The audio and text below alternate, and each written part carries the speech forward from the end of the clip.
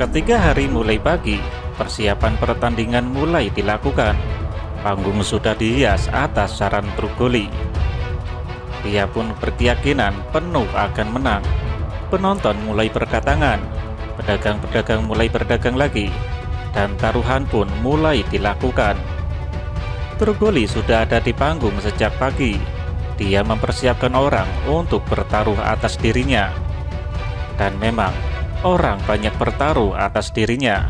Tetapi ada pula yang bertaruh atas Trienta dengan taruhannya 100-1. Pukul 8 pagi, Trienta, Soga, dan Architrema datang ke lapangan. Mereka disambut tepuk tangan oleh Trugoli. Tepuk tangan ejekan tentunya, tetapi disambut riuh rendah oleh para penonton yang lain. Meskipun rata-rata taruhannya untuk Trugoli, tetapi mereka bersimpati untuk Trienta. Trienta tersenyum. Soga dan Architrema memilih tempat duduk yang enak. Sengaja Trienta menaiki panggung melalui tangga, tidak menggunakan kekuatannya yang sudah meningkat pesat. Trugoli semakin memandang rendah pada Trienta, lalu berkata, "Sudah siapkah untuk menjadi istriku?" Trienta hanya tersenyum dan membalas, "Sudah siapkah untuk menjadi budakku?" Trugoli marah, merasa dihina.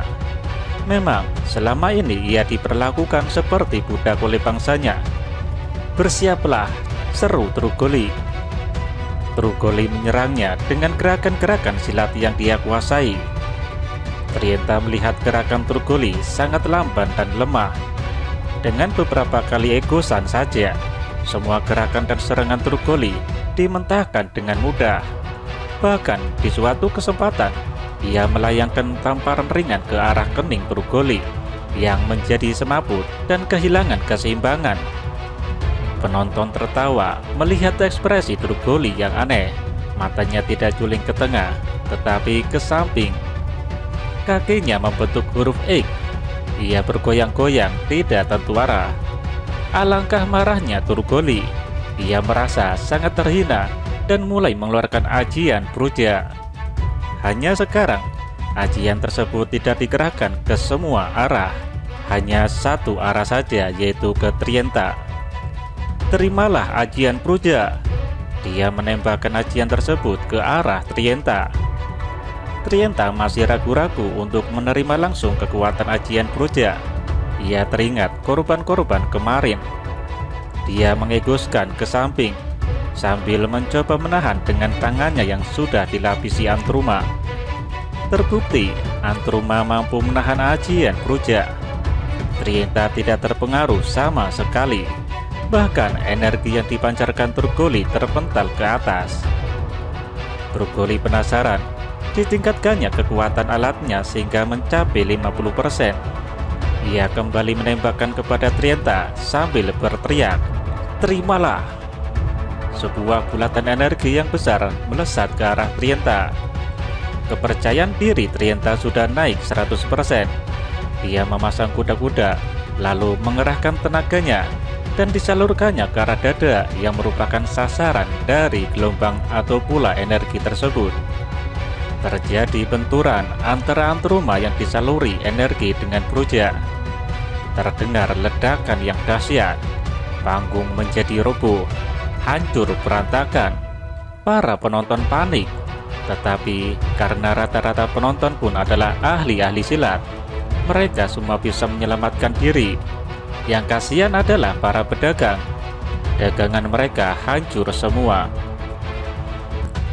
Arena menjadi bertambah luas. Masyarakat membentuk lingkaran yang lebih luas, tanpa panggung sama sekali. Semua kursi hancur, kecuali kursi Soga dan Architrema. Mereka berdua tetap duduk pada tempatnya, tidak bergeming. Hal ini karena Architrema mengeluarkan perisai atau sil untuk menahan getaran dan gelombang dari ledakan. Trugoli marah karena Trienta hanya tersenyum, seolah-olah melihat kelakuan anak kecil. Trugoli mengerahkan semua kekuatan dari Bruja. Architrema memperingatkan Trugoli, "Trugoli, Jangan coba-coba menggunakan kekuatan Broja secara penuh. Itu akan membunuhmu dan membunuh orang-orang yang ada di sekitarmu. Hah, coba saja kau hentikan tamu. Jangan hanya pandai bicara saja. Trugoli berteriak marah.